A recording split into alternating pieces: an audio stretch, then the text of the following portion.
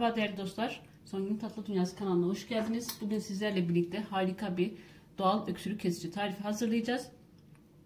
Şöyle balımız ve soğanımız var arkadaşlar. 2 adet soğan ve bal. Tarifimiz sadece bu iki karışımdan oluşuyor. Şimdi hemen şöyle soğanlarımı küp küp doğrayacağım. Videoyu sonuna kadar dikkatlice takip etmeyi unutmayın arkadaşlar. Videomu izledikten sonra beğeni yapmayı, yorumlarınızı yazmayı unutmayın. Hemen soğanlarımı şöyle küp küp doğrayacağım.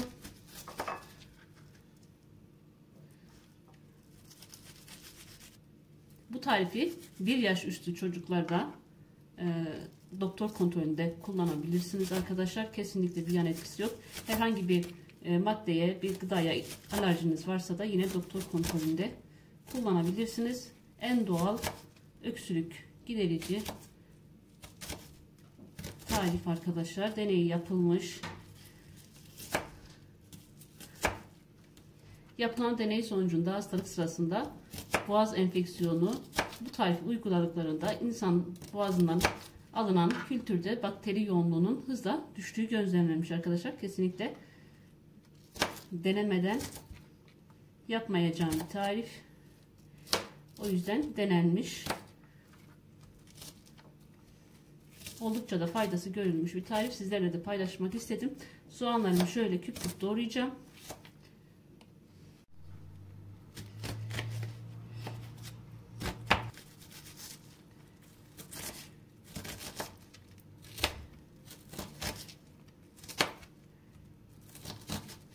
Geçmeyen öksürükleriniz varsa veya kışın enfeksiyon kaptıysanız bu tarifi gönül rahatlığıyla kullanabilirsiniz.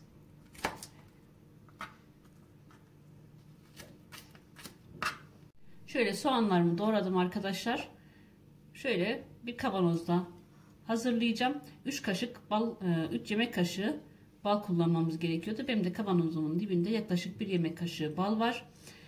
Az kalmıştı bu. O yüzden başka kavanoz kullanmak yerine içinde şöyle 1 yemek kaşığı bal olan kavanozumu kullanmak istiyorum.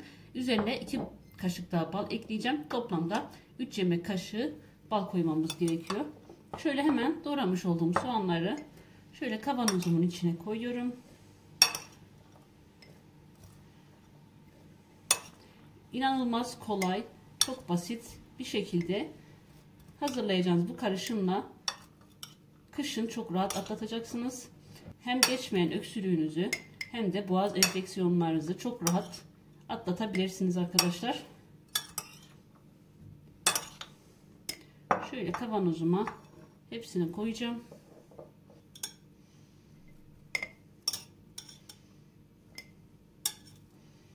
Soğanlarımı kavanozuma doldurdum. Şöyle gördüğünüz gibi dibinde 1 yemek kaşığı bal vardı.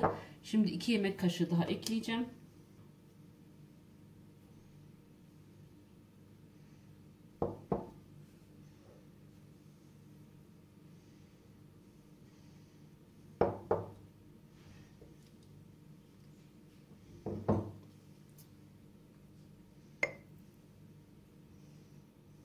Evet, balı da koyduktan sonra şöyle kapağını güzelce kapatıyorsunuz.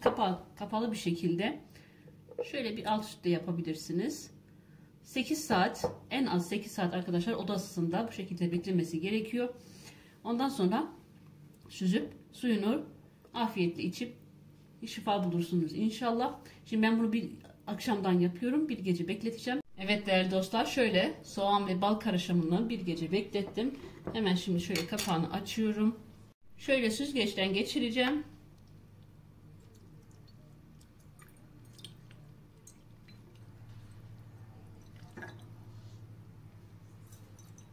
Şöyle iyice süzülene kadar bırakın arkadaşlar, böyle süzülsün. Gördüğünüz gibi harika bir suyu çıkıyor. Şöyle üzerine hafif bastırabilirsiniz.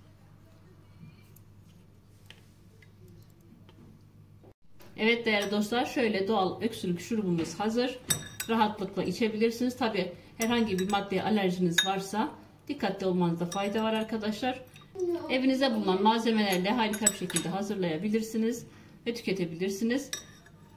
Bugünlük de benden bu kadar. Videoya beğeni bırakmayı, kanala abone olmayı ve videoyu paylaşmayı unutmayın. Hoşça kalın. Allah'a emanet olun.